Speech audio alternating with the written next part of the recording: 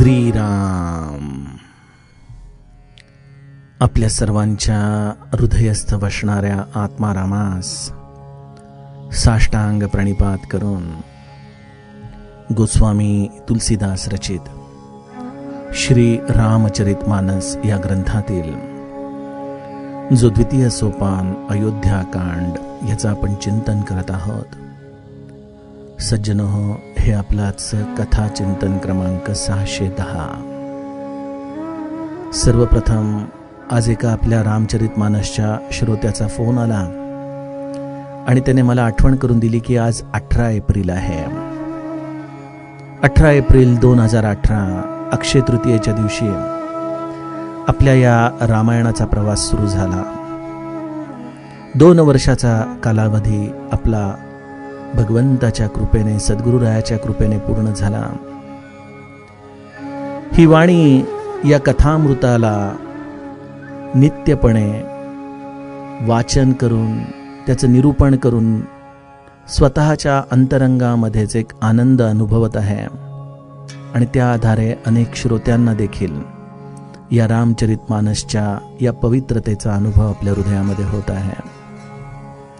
सज्जनो, कलियुगामध्ये अत्यंत दुर्मिळ, दुर्गम असलेलं हे कथामृत आपल्याला या आधुनिक तंत्रज्ञानामुळं घर बसल्या कुठलेही विशेष प्रयत्न न करता ऐकायला मिळतंय. असं आपल्या श्रवणद्वारांपर्यंत आलेलं हे रामचरितमानस आपल्या अंतरंगामध्ये नित्य चित्तशुद्धी करत आपल्याला भगवंताच्या नामामध्ये प्रेम देव, हीच श्री महाराजांच्या चरणी प्रार्थना करूयात आणि आपल्या पुढील टप्प्याच्या दिशेने जाऊयात. आपण कालच्या टप्प्यामध्ये बघितलं की प्रभू रामचंद्र भरताच्या विषयी असलेला आपला विश्वास किती विलक्षण पद्धतीने व्यक्त करत आहेत. प्रभू रामचंद्र म्हणतात, एक वेळ अंधकार सूर्याला गिळेल, कदाचित डासाची फुंकर देखील सुमेरू पर्वताला उडवून टाकेल, कदाचित आकाशामध्ये असलेल्या ढगांमध्ये आकाश विरघळून जाईल आणि इतकंच काय, खुरा एवढ्या असलेल्या जलामध्ये देखील अगस्त्यजी बुडून जातील. या सर्व अघटित घटना घडू शकतील, परंतु एक गोष्ट मात्र अशक्य आहे आणि ती म्हणजे भरताला राजमद होणं. लक्ष्मणा, मी तुझी आणि वडिलांची शपथ घेऊन सांगतो की भरतासारखा भाऊ, असा हा पवित्र पुरुष या जगामध्ये शोधून देखील सापडणार नाही. प्रभू रामचंद्र भरताच्या विषयी हा आत्मविश्वास अंतःकरणाच्या तळापासून व्यक्त करतायत आणि भरताचं गुण, शील, त्याचा स्वभाव याचं गायन करता करता प्रभू रामचंद्र देखील स्वतःच्या अंतरंगामध्ये जे खरं तर स्वभावताच समाधी स्वरूप आहेत, ते देखील समाधीचा आनंद अनुभवत आहेत. आणि प्रभू रामचंद्रांची ही स्थिती पाहून समस्त देवता पुष्पवृष्टी करतायत.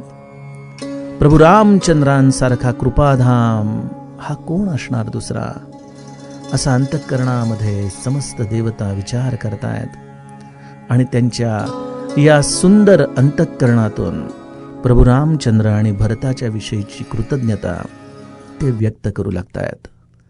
सज्जनो हो, आता इथून कथानक पुन्हा एकदा भरतजींच्या दिशेने गोस्वामीजी वळवणार आहेत. आता अगदी थोडेसे दिवस चित्रकूटच्या जवळ भरतजींना पोहोचण्यासाठी राहिलेले आहेत. आपण या एक एक दोह्याच्या आधाराने या सगळ्यांचा गूढार्थ गुरुकृपेने अनुभवण्याचा प्रयत्न करूयात. गोस्वामीजी गाऊ लागतात, जो न होत जग जन्म भरत को, सकल धर्म धूर धरनी धरत को, कभी कुल अगम भरत गुण गाथा, को जानई तुम बिनु रघुनाथा, लखन राम सिय सुनि सूरबानी, अति सुखुल हेउन जाई बखानी, इहाँ भर तू सब सहित सहाय, मंदाकिनी पुनीत नहाए। सरित समीप राखे सब लोगा, मागी मातु गुर सचिव नियोगा। चले भर तू जह सियर घुराई, साथ निषाद नाथु लघु भाई। समुझी मातु करतब सकुचाही, करत कुतर्क कोटि मन माही। राम लखनु सिय सुनि मम नाऊ, उठी जनियन तजाहि तजि ठाऊ। मातु मत महु मानि मुहि, जो कछु करहि सो थोर। अघ अवगुण क्षमी आदरहि, समुझी आपनी ओर। सियावर रामचंद्र प्रिय हो।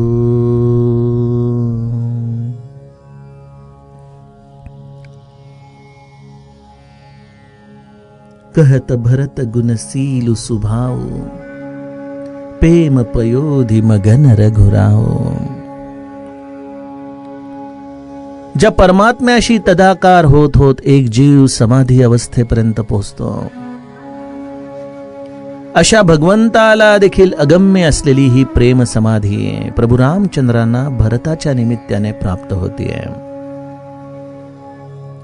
खरोखर भरत नामक रसायन जर या पृथ्वी तलावरती आलं नसतं तर कदाचित या प्रेम समाधीचा अनुभव प्रत्यक्ष रामरायाला देखील घेता आला नसता. आणि स्वर्गातील देवता देखील भगवंताची ही स्थिती पाहतायत आणि आपल्या मनामध्ये तोच विचार करतायत की जो न होत जग जन्म भरत को. विचार करा, ही सृष्टी, हे रामायण, ही पावन परंपरा भरताच्या शिवाय जर आपण विचार करायला गेलो तर तो एक असा सुंदर देह आहे जो सर्व दृष्टीने सजवलेला असेल खरा, सर्व दृष्टीने त्याच्यावरती अलंकार असतील, परंतु या सगळ्यामध्ये त्या देहातला प्राण काढून घेणं म्हणजे या रामायणातून भरत चरित्र काढून घेणं आहे. रामायणातला प्राण भरत, संतांच्या हृदयातला भक्तिरूप भरत, हे सर्व काही आपल्या हृदयामध्ये उतरावं यासाठी गोस्वामीजी आम्हाला या भरताचं चरित्र एवढ्या विस्तारपूर्वक सांगत आहेत. सज्जनो, आपण स्वर्गातल्या देवतांची नेहमीच एक स्वार्थी विचारधारेची जी त्यांनी वारंवार व्यक्त केलेली स्थिती आहे त्याचं चिंतन बघतच आलेलो आहोत. काही दिवसापूर्वीच जेव्हा भरतजी चित्रकूटच्या दिशेने अशा प्रेमानुराग स्थितीमध्ये जात होते तेव्हा इंद्र देखील भयभीत झाला. आपल्या गुरु बृहस्पतींना विचारू लागला की भरताच्या वरती काहीतरी आपल्याला कपट करता येईल का, कारण भरताच्या प्रेमामुळे कदाचित राम अयोध्येला परत जातील असं मला वाटतंय. ही देवतांची स्वार्थी वृत्ती आपण वारंवार पाहत आलेलो आहोत. एक देवतांमधला एक सुंदर गुण देखील आपल्याला आज गोस्वामीजी या चरित्र चिंतनाच्या आधाराने सांगतायत. सज्जनो, श्रीमंत असो की गरीब, मनुष्य हा तेव्हा खऱ्या अर्थाने प्रामाणिक होतो, संवेदनशील होतो जेव्हा त्याला त्याच्या हृदयामध्ये ज्या गोष्टीची अत्यंतिक गरज असते, कदाचित त्याला त्या गोष्टीची अजूनही संपूर्णपणे शाब्दिक ओळख झाली नसेल, परंतु जशी ती गरज त्याच्या अंतरंगामधली त्याला समोर पाहायला मिळते, त्याच क्षणी त्याचा प्रामाणिकपणा, त्याची संवेदनशीलता तो आपला लौकिक भाग विसरून व्यक्त करतो. सांगायची गोष्ट अशी आहे की जेव्हा प्रभू रामचंद्रांना ही प्रेम समाधी भरतजींचं हे गुण गाता गाता लागलेली आहे, तेव्हा स्वर्गातले देवता देखील भगवंताचं ही स्थिती पाहत त्याची प्रशंसा करत मनामध्ये विचार करतायत आणि म्हणतायत, सकल सराहत राम सो प्रभु को कृपा निकेतो. श्री रामचंद्रजींसारखे कृपाधाम प्रभू दुसरे कोण आहेत? आणि त्याच देवतांची जेव्हा भरतावरती दृष्टी जातीये, तेव्हा देवता विचार करून म्हणतायत की जो न होत जग जन्म भरत को, सकल धर्म धुर धरणी धरत को. देवतांच्या अंतरंगामध्ये स्वर्गामधल्या सर्व भोगांची प्राप्ती झाल्यानंतर जेव्हा ते प्रभू रामचंद्र आणि भरताचे हे परस्परांवरती असलेलं प्रेम बघतायत, त्यावेळेला त्यांना प्रकर्षाने आपल्या हृदयामध्ये ही गोष्ट जाणवते की स्वर्गामध्ये जर कुठल्या गोष्टीचा अभाव असेल तर अशा या निर्मळ प्रेमाचा अभाव या स्वर्गामध्ये आहे. आणि असं निर्मळ प्रेम जेव्हा या भूलोकावरती प्रभू रामचंद्र आणि भरताच्या चरित्रातून या देवतांना पाहायला मिळतंय, त्यावेळेला त्यांना या स्वर्ग सुखामध्ये देखील आपली प्रामाणिकता व्यक्त केल्याशिवाय राहत नाहीये. सज्जनो, स्वर्ग या शब्दाची व्याख्या आपण वेगवेगळ्या पद्धतीने बघू शकतो. न जाणे ती कुठं सृष्टी आहे, आपल्याला तर त्याचा अनुभव नाहीये. परंतु जे भगवंताने भगवद्गीतेत सांगितलेलं आहे, ज्याचा माऊलीने विस्तार केलेला आहे, ज्याला गोस्वामीजींनी वेगवेगळ्या पद्धतीने खुलवून आपल्याला सांगितलेलं आहे, स्वर्ग ही एक मानसिकता आहे सज्जनो, एक भोगवादी मानसिकता. अशी भोगवादी मानसिकता जिथं प्रत्येक जीव दुसऱ्याशी स्पर्धा करतोय आपल्याला जास्त भोग मिळावे यासाठी. आणि जर मग ती मानसिकता म्हणजे स्वर्ग आहे, तर त्या स्वर्गाला आपण आपल्या समाजामध्ये देखील बघू शकतो.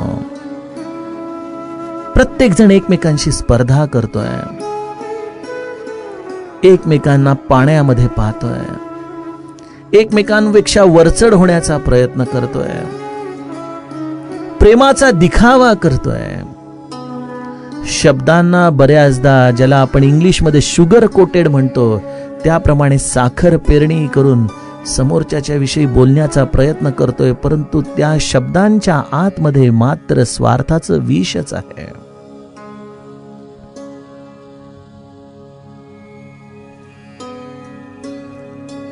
रामायण आम्हाला काय देतं सज्जनो? बघा, मी देखील एक उद्योगधंदा करणारा सामान्य इंजिनियर मनुष्य आज 2 वर्ष झाले या रामायणाचा एक हव्यास म्हणा, एक अट्टहास म्हणा, एक स्वांत सुखाय स्थितीसाठी म्हणून मी हा जो माझ्या स्वतःशीच बांधलेला उपक्रम आहे, हे सगळं मी का करतोय? कारण ह्याच्यातून मला ते मिळतं जे मला या जगाच्या बाजारपेठेमध्ये कुठेही मिळत नाही, आणि ते म्हणजे निष्कपट प्रेम. रामायण आम्हाला आमच्या अंतरंगामध्ये प्रेम प्राप्त करून देतं.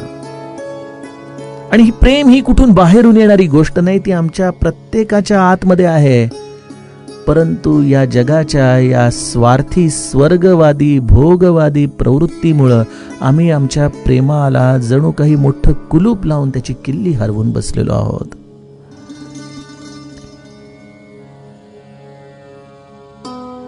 जेव्हा प्रभू रामचंद्रांसारखा हा सर्व दृष्टीने समर्थ असलेला प्रभू आपल्या भावाच्या विषयी हा एवढा सुंदर उज्ज्वल विश्वास व्यक्त करतोय, सुची सुबंधू नाही भरत समाना. मी सत्य सांगतो, मी शपथ घेऊन सांगतो, भरतासारखा पवित्र आणि उत्तम भाऊ संसारामध्ये असत नाही. इकडे ज्याच्यावरती प्रेम करावं त्याच्या अंतःकरणाची ही स्थिती, आणि जो प्रेम करत आहे भरत, त्याच्या उच्छ्वासामध्ये देखील सीताराम सीताराम या शब्दामुळे समस्त वातावरण जणू काही प्रेममय होत आहे. हे निष्कपट प्रेम केवळ या रामायणामधूनच एक जीव आपल्या हृदयामध्ये जाणू शकतो सज्जनो.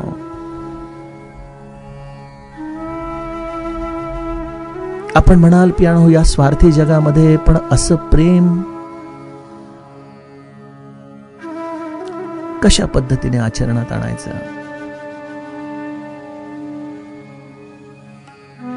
सज्जनो, आम्हाला आमच्या गुरूंनी काय शिकवलंय? रामरायाकडून आम्ही काय शिकलो?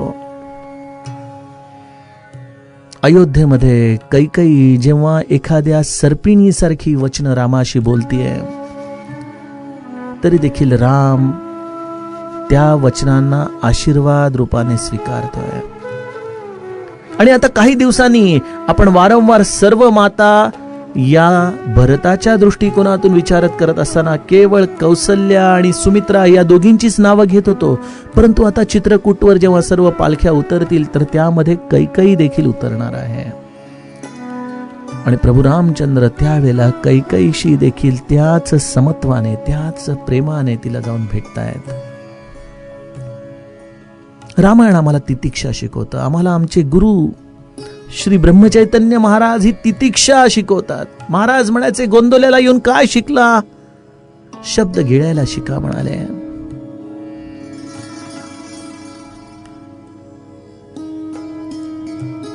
माऊली हरिपाठाचा शेवट काय सांगते आपल्याला? जप तप कर्म क्रिया नेम धर्म सर्वांघटी राम भाव एक. सगळ्यांमध्ये राम आहे. तुझ्या सर्व नित्य उपासनेचा हा सगळा प्राण आहे की सर्वांमध्ये तो राम आहे. तीर्थव्रती भाव धरी रे करुणा शांती दया पाहुणा हरी करी. माऊलीची वचन आहेत. परमार्थामध्ये आत्मसाक्षात्कार या शब्दाची व्याख्या न जाणे काय आहे, कारण की ती अनुर्वाच्य स्थिती आहे, ती ज्याची त्याने स्वतःच अनुभवावी लागते. परंतु संत कृपेने गुरु कृपेने एक गोष्ट लक्षात येते. ज्ञानदेवी नाम रामकृष्णी ठसा तेने दश दिशा आत्मा राम. जो नाम घेतो, जो खऱ्या अर्थाने भगवंताचा भक्त आहे, त्याच्यासाठी एकच स्थिती आहे की तेने दश दिशा आत्मा राम. जसं वाल्मिकी रामाला म्हणतायत की रामा तू मला विचारतोयस की मी कुठं राहू, परंतु मीच तुला दृष्टतेने एक प्रश्न विचारतो की तू कुठं नाहीस. ही संत दृष्टी आहे सज्जनो, तू कुठं नाहीस. माझे महाराज देखील म्हणतात, आलेल्या व्यक्तीच्या मी कुठल्याही लौकिक गोष्टींकडे पाहिलं नाही, मी केवळ त्यामध्ये माझा राम पाहिला. भगवंताच्या नामाने, त्याच्या लीला चरित्राने, त्याच्या चिंतनाने, त्याला हृदयामध्ये घट्ट धरल्याने जर सगळ्यात मोठी क्रांती कुठली आपल्या हृदयामध्ये होणार असेल तर आम्हाला सर्व चराचरामध्ये तो एकच राम आहे. मग मीच सर्वत्र भरून उरलेलो आहे, तर मग स्पर्धा कोणाशी, मत्सर कोणाशी, द्वेष कोणाचा? आणि ही गोष्ट जेव्हा आपल्या हृदयामध्ये येते तेव्हा ते सुख हे स्वर्ग सुखापेक्षा अनंत पटीने मोठे असतं सज्जनो. आणि स्वर्गातल्या देवतांना या सुखाची अनुभूती येऊ शकत नाही, कारण ते ज्या प्रांतामध्ये पडलेले आहेत तिथं केवळ स्पर्धा आहे, तिथं केवळ भीती आहे. तिथं आपल्या असलेल्या पुण्य संचयाच्या आधाराने जास्तीत जास्त भोग प्राप्त करण्याची एक ईर्ष्या आहे. आणि आपले भोग संपत आहेत कारण आपलं पुण्य क्षय होतो आहे हे पाहून दुःख देखील आहे. आणि ज्या क्षणी पुण्य संपलं त्या क्षणी माऊली म्हणते त्याप्रमाणे जशी एखादी वेश्या आपल्या ग्राहकाला पैसे संपताच लाथ मारून हाकलून द्यावी, त्याप्रमाणे या स्वर्गामधून मनुष्याला मृत्यू लोकामध्ये यावं लागतं. आणि त्यामुळे या देवतांना देखील अंतःकरणात जाणवतंय की आपण आलो स्वर्गात ठीक आहे, परंतु इथं आम्हाला ते प्रेम कधीच अनुभवायला मिळू शकलं नाही. हे प्रेम काय असतं हे पाहण्यासाठी म्हणून या देवता वारंवार या रामायणामध्ये प्रवेश करतात सज्जनो.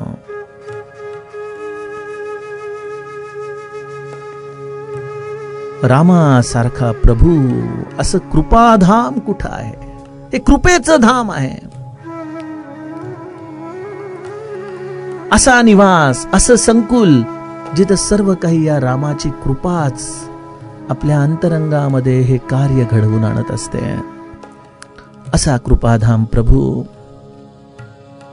आणि तो ज्याच्यावरती जीव ओवाळून टाकावा असा हा भरत. खरोखर जर भरताचा जन्म झाला नसता तर या जगाला सकल धर्म धुर धरणी धरत को. खरा धर्म कोणी शिकवला असता? आणि खरा धर्म काय आहे? आज धर्म या शब्दाची व्याख्याच मुळी आम्ही विसरून गेलो. परंतु जर भरताच्या दृष्टीने आपण धर्म पाहिला तर भरताने आपल्या या आचरणाच्या आधाराने धर्म प्रस्थापित केला. धर्माचा सर्वात मुख्य प्राण आहे तो म्हणजे प्रेम. तुम्ही कुठल्या धर्माचे आहात, तुम्ही कुठली उपासना करता, तुमचा आराध्य दैवत कोण आहे, या सर्व गोष्टी दुजा आहेत, मुख्य धारा आहे. त्यामधून तुमच्या मनामध्ये निष्कपट प्रेमाची भावना किती निर्माण झालेली आहे. आणि त्यामुळे सर्व धर्माचं सार प्रेम आहे सज्जनो. आणि मग प्रेमातून स्वाभाविकपणे निर्माण होणारं शील आहे. प्रेमातून स्वाभाविकपणे निर्माण होणारं मनुष्याचं आचरण आहे. त्या धर्मातून आचरण आणि त्या आचरणातून निर्माण झालेलं वैराग्य हे या भरताचं भूषण आहे. आणि या सर्व गोष्टी जगाला एका आदर्शासारख्या दिसतात. याचं एकमेव कारण म्हणजे भरताचा जन्म.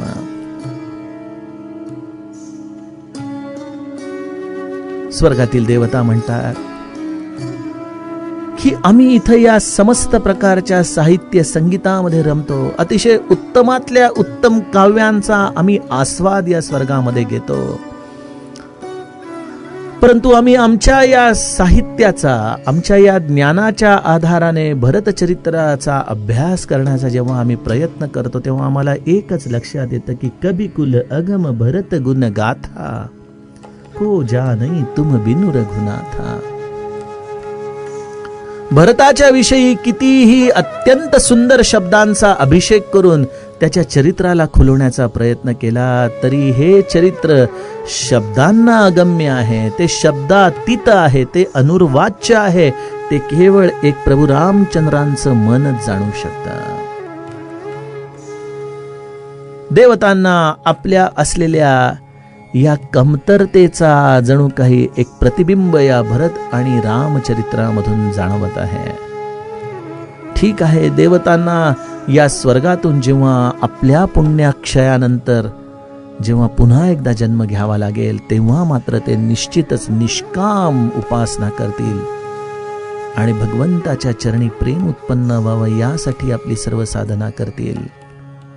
मग मला सांगा, स्वर्गामध्ये जाऊन पुन्हा खाली येऊन हे सर्व करायचं का आत्ता हा मनुष्य जन्म मिळाला तर याच क्षणी निष्काम भावनेने प्रभू रामचंद्रांच्या चरणाची ही प्रेमाराधना करायची? हे ज्याचं त्याने विवेकाने ठरवावं. मला खरंच काहीच नको, अर्थ न धर्म न काम रुची न गती चहु निर्बाण. ही मनाची स्थिती करून हे भरतचरित्र आमच्या हृदयामध्ये देखील तोच निष्कपट भाव निर्माण करो. अशा रीतीने प्रभू रामचंद्र, सीताजी आणि लक्ष्मण ही देवतांकडून होणाऱ्या भरताची स्तुती ऐकून अत्यंत प्रसन्न होतात. लक्ष्मणाचा सर्व दाह मिटतो. मनामध्ये तो विचार करतो की आपण देखील या मायेच्या प्रभावाखाली येऊन भरताचं हे साधू चरित्र नीट समजू शकलो नाही. परंतु भगवंताला सन्मुख असलेला लक्ष्मण भगवंताच्या कृपेने पुन्हा एकदा भरतजींच्या या प्रेमानुराग स्थितीचं चिंतन आपल्या हृदयामध्ये करतोय आणि अत्यंत प्रसन्नता आपल्या हृदयामध्ये तो देखील अनुभवतोय. गोस्वामीजी म्हणतात की इकडं भरतजी चित्रकूटच्या दिशेने निघालेले आहेत. प्रातःकाळ होताच निघाले होते. स्नान वगैरे करण्यासाठी दिवस उजाडण्याची वाट देखील त्यांनी पाहिली नाही. रात्र संपताच सर्वजण चित्रकूटच्या दिशेने चालू लागले. चालता चालता जेव्हा मंदाकिनी नदीचा, या पयस्वनी नदीचा किनारा आला तेव्हा सर्वजण थांबले. सर्वजणांनी अत्यंत मनापासून श्रद्धेने या मंदाकिनी नदीमध्ये स्नान केलं. सर्वांना नदीजवळ भरताने थांबवलेलं आहे. आपली माता, आपले गुरु, आपले मंत्री या सर्वांची आज्ञा घेऊन भरतजी एकटेच निषादराज आणि शत्रुघ्नला समवेत घेऊन चित्रकूटच्या या कामदगिरी पर्वताच्या दिशेने चालू लागलेले आहेत. सज्जनो, किती सुंदर चरित्र आहे बघा की भगवंताचं दर्शन घेताना देखील कशा पद्धतीने मनुष्याने शुचिर्भूत होऊन जावं. भगवंताच्या दर्शनाला देखील हे तन आणि मन कशा पद्धतीने शुद्ध असावं, या दोन स्थिती आपल्याला गोस्वामीजी इथं दाखवत आहेत. बघा, आपल्याकडे गुरुद्वारांमध्ये देखील एक सुंदर पद्धत आहे की तिथं हात पाय धुवून आतमध्ये ग्रंथ साहेबाच्या दर्शनाला सर्वजण जातात.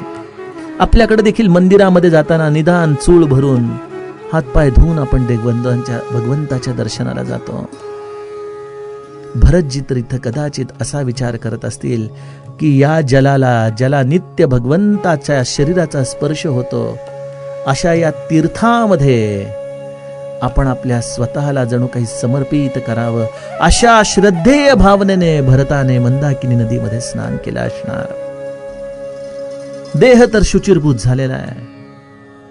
एकीकडे उत्कंठता आहे प्रभू रामचंद्रांना भेटण्याची, आणि त्यामुळे आता पावलं खूप वेगाने कामदगिरी पर्वताच्या दिशेने निघालेली आहेत. बरोबर निषादराज आणि शत्रुघ्न आहे. तन तर शुचिरभूत झालं, आणि जे मन भगवंताच्या नित्य स्मरणाने शुचिरभूतच आहे, परंतु ते जसं जसं आपल्या प्रियतम, आपल्या आराध्याच्या जवळ जाऊ लागलं, तसं तसं पुन्हा एकदा कुशंका त्या मनामध्ये शिरू लागली की प्रभू रामचंद्र, त्यांचं दर्शन आता काही तासांवरती येऊन पोहोचलेलं आहे, परंतु ज्या माझ्या आईमुळं एवढ्या दुर्गम भागामध्ये माझ्या बंधूंना येऊन राहावं लागतंय, सीताजींच्या समवेत, अशा माझ्या या आईची कुटील करणी. आणि त्यामुळं भरतजींच्या मनामध्ये वारंवार कुतर्क येत आहेत की कदाचित मला प्रभू रामचंद्र बघितल्यानंतर निराश होऊन आपला चेहरा तर वळवून घेणार नाहीत ना, ते माझा धिक्कार तर करणार नाहीत ना, हा कैकेयी पुत्र आहे असं जाणून मला कदाचित अव्हेरून परत तर पाठवणार नाहीत ना, असे अनेक कुतर्क भरतजींच्या मनामध्ये येऊ लागले. सज्जनो, आपण बघतो की मनुष्याचं मन हे बऱ्याचदा त्याच्यासाठीच एक खलनायक होऊन त्याच्या अंतरंगामध्ये वेगवेगळी चित्र रंगवत असतं. प्रपंचाच्या निमित्ताने तर आपल्याला हा अनुभव बऱ्याचदा येतो की एखादा वैरी देखील विचार करू शकणार नाही असं आपलं मन बऱ्याचदा विचार करू लागतं.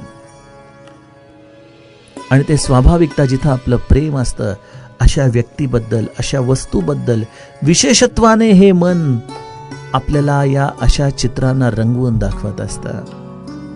भरतजींसाठी तर सर्वस्व होता प्रभू रामचंद्र, आणि त्यामुळे या प्रभू रामचंद्रांनी जर आपला अव्हेर केला तर आपण जायचं कुठं, कोणाकडे जायचं, कोणाला तोंड दाखवायचं. जीवन जगण्याची केवळ ही एकच आशा आहे की प्रभू रामचंद्रांनी आपला स्वीकार करावा. पण जर त्यांनी आपला अव्हेर केला तर जाऊ कहा, अशी मनाची स्थिती होणार. कुठं जाऊ, काय करू. कदाचित मी येत आहे हा समाचार त्यांच्यापर्यंत आता पोहोचला असेल, आणि प्रभू रामचंद्र माझं नाव ऐकून लक्ष्मण आणि सीताजींच्या समवेत जर चित्रकूटला सोडून कुठंतरी पुढं आणखी निबिड अरण्यात निघून गेले तर मी त्यांना कुठं शोधू. भरतजींच्या अंतःकरणात येणाऱ्या या विचारांचा प्रवाह त्यांना आणखीन भयभीत करत होता.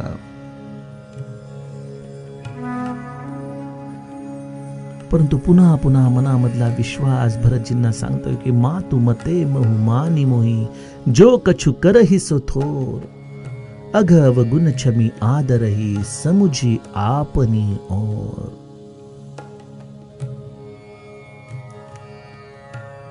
आईने केलेलं कार्य, आईची असलेली ही कपटी वृत्ती, या सर्व गोष्टी एकीकडे राहिल्या. परंतु हा भरत, जेव्हा प्रभू रामचंद्र या भरताच्याकडे पाहतील, तेव्हा निश्चितपणे माझ्या या अनंत पापांना आणि माझ्या या अवगुणांना क्षमा करून ते निश्चितपणे माझा स्वीकार करतील. ते निश्चितपणे मला आदरच देतील. हा विश्वास एक क्षण भरतजींच्या मनामध्ये या भयभीत स्थितीमध्ये पुन्हा पुन्हा येऊन त्यांना प्रकाश दाखवत होता, त्यांना आधार देत होता.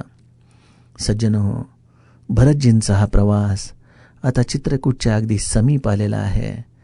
परंतु यामध्ये असलेली हे मानसिक द्वंद्व गोस्वामीजी आम्हाला अजूनही काही दिवस सांगणार आहेत.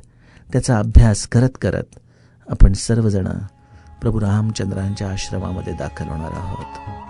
त्या कथेचा हा भाग आपण आता उद्याच्या कथा प्रवाहामध्ये बघूयात. जानकी जीवन स्मरण. जय जय राम.